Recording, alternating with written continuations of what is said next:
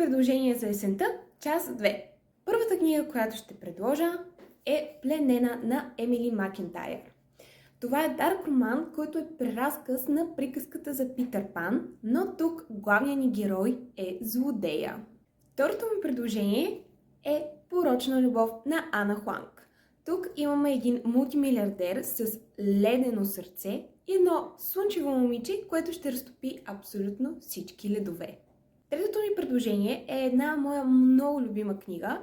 Това е Тъмна любов на Джей.Р. Уорд, книга първа от поредицата Братството на черния кинжал, която в момента се преиздава от издателство Ибис. Тук имаме братство от много опасни и сексапилни войни вампири, които се борят срещу обществото на лесарите, което се опитва да ги унищожи.